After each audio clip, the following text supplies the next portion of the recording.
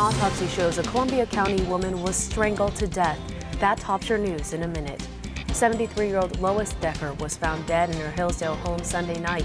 The county coroner now says the cause of death is manual strangulation. Sheriffs are calling 21-year-old Shafiqul Islam a suspect in her murder. A terror suspect with local ties has his court date adjourned until December.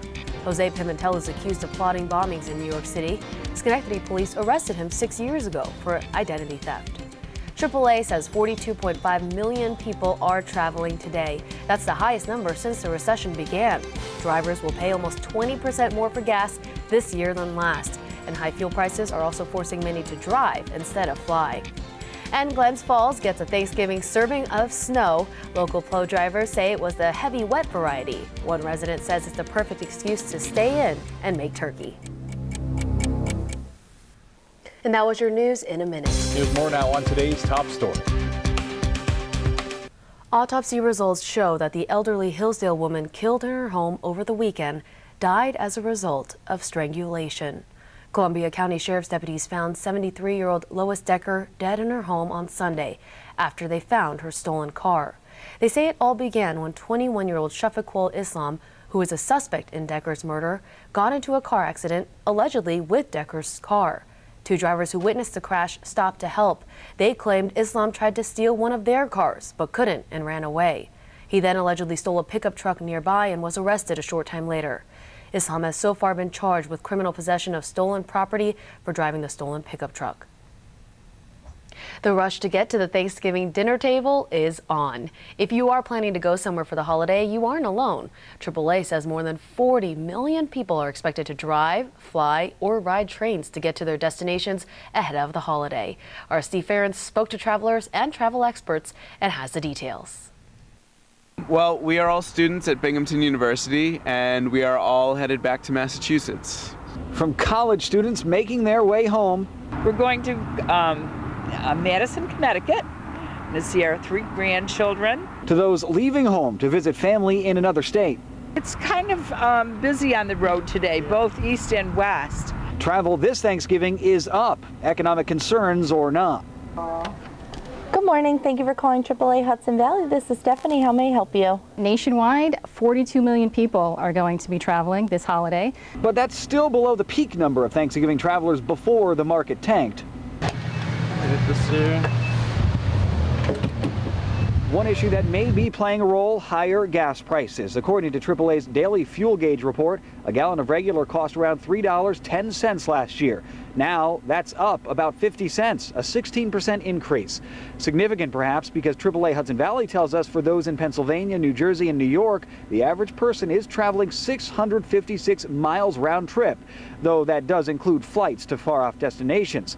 All this leading to more interest in ways to save. More people are looking for it. I think people feel the economy is where it is, but they've saved their money to go away, and we love to help them save a little bit more when we can. For those on the road, there are those usual helpful hints that can save cash in the long run. You want to make sure your tires are properly inflated. Properly inflated tires simply roll better, so you'll get better gas mileage. Also, because of the weather, make sure you got good windshield wipers, windshield fluid in your car, test it out before you hit the road and not while you're on the road. Meanwhile, the experts urge patience, especially with less than perfect weather in some spots. Of course, for anyone who might be staying home because gas prices are a little higher this year, well, they're staying home, so we weren't able to talk with them. But for most folks, it seems the little higher gas prices really aren't deterring them. And anyway, they say it's not about the gas price at all. What are you most looking forward to? The grandchildren, of course. Yes. In Albany, Steve Ferentz, YNN. Now, your Kohl's Collision Repair Center's traffic report.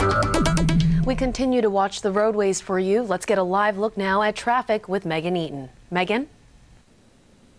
Good evening, I'm Megan Eaton in the YNN Traffic Center, and it's definitely going to be a bit of a slow go for you heading up the Northway to get home this evening for Thanksgiving Eve.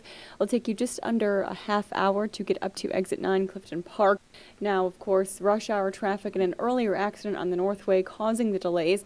The biggest area for congestion, as usual, is Exit 7 and the Route 7 ramp. Traffic pretty busy at both of those spots. Also a little bit busy on the Northway to Exit 6. Now, the good news news is it has cleared up a bit at the Twin Bridges, though it does get busy north of the Twin Bridges to exit 9. 90 at 787 is cleared up from that earlier construction, but a bit of a slow go in the downtown Albany area from it. 787 north of exit 7 looks fine. 90 at exits 2 and 3 has been a bit touch and go, but as of now looks pretty clear.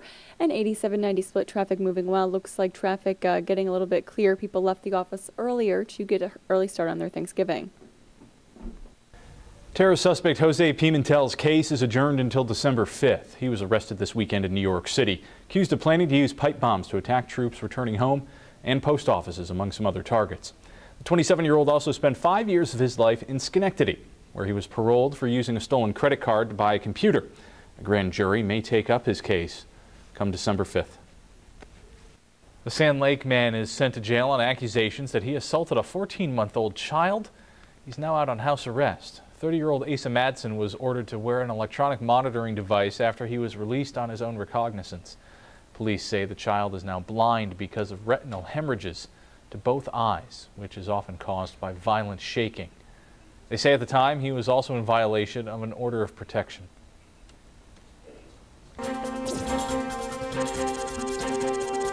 The North Country receives its first significant snowfall of the season just in time for Thanksgiving. Starting late Tuesday night and lasting until mid-morning, about 5 or 6 inches of snow fell in the Glens Falls and Queensbury region. The farther north you went, the more snow fell. Parts of northern Warren County received closer to a foot. By mid-morning, the snow had mostly turned over to rain, leaving a wet and heavy mess for people trying to plow their driveways.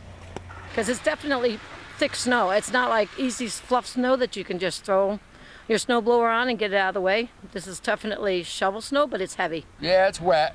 It won't last long. It'll be gone in a couple days, I'm sure. Despite Wednesday's snow, sunny skies and temps in the 40s and lower 50s are expected for Thanksgiving Day. Thousands across the Northeast were without power after a snowstorm blew through, dumping several inches on the ground. Over 25,000 people were reported to be without power on Wednesday.